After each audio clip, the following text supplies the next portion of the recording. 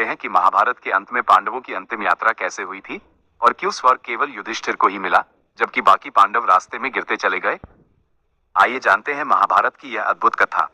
महाभारत युद्ध में विजय प्राप्त करने के बाद पांडवों ने 36 वर्षों तक हस्तिनापुर पर राज किया, लेकिन कुछ समय बाद कई भयानक अपशकुन होने लगे। उसी समय गांधारी के श्राप के कारण यदुवंश का नाश हो गया और भगवान श्री कृष्ण ने भी देह त्याग दिया। जब ये समाचार पांडवों को मिला तो उन्होंने भी द्रौपदी सहित संसार त्याग कर स्वर्ग की यात्रा करने का निश्चय किया। स्वर्ग जाने से पहले युधिष्ठिर ने अभिमन्यु के पुत्र परीक्षित को हस्तिनापुर का राजा बना दिया और फिर सभी पांडव द्रौपदी के साथ यात्रा पर निकल पड़े।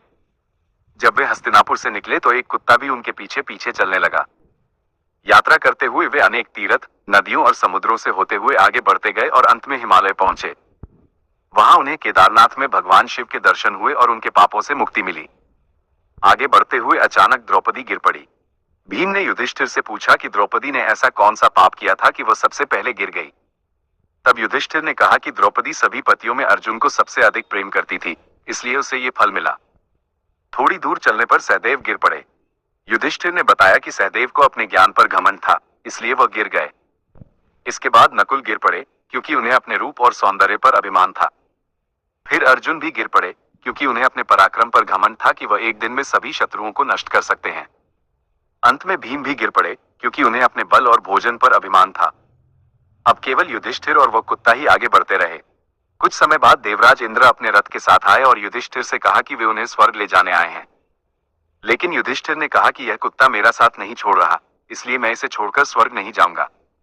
तब वह कुत्ता अचानक धर्मराज यमराज के रूप में प्रकट हुआ। दरअसल वह कुत्ता युधिष्ठिर की धर्मनिष्ठा की परीक्षा ले रहा था। युधिष्ठिर की सत्यनिष्ठा देखकर धर्मराज बहुत प्रसन्न हुए और उन्हें स्वर्ग जाने की अनुमति मिल गई। जब युधिष्ठिर स्वर्ग पहुंचे तो उन्होंने देखा कि दुर्योधन वहां दिव्य सिंहासन पर बैठा हुआ है, लेकिन उनके भाई और द्रौपदी वहां नहीं थे। तब युधिष्ठिर ने देवताओं से कहा कि जहां मेरे भाई हैं, मैं भी वहीं जाना चाहता हूं। देवदूत उन्हें एक ऐसे मार्ग पर ले गए जो नरक जैसा भयानक था।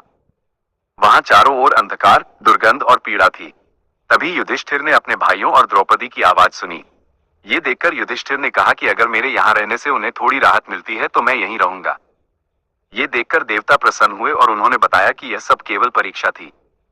इसके बाद युधिष्ठिर ने गंगा में स्नान किया और मानव शरीर छोड़कर दिव्य शरीर धारण कर लिया। फिर उन्होंने स्वर्ग में अपने सभी भाइयों, द्रौपदी और भगवान श्री कृष्ण के दर्शन किए। इस प्रकार युधिष्ठिर अपनी धर्मनिष्ठा और सत्य के कारण स्वर्ग के अधिकारी बने। अगर आपको महाभारत की यह अद्भुत कथा पसंद आए हो तो कमेंट में जय श्री कृष्ण जरूर लिखें। वीडियो को लाइक और शेयर करें और ऐसी ही पौराणिक और धार्मिक कथाओं के लिए चैनल को सब्सक्राइब करना न भूलें।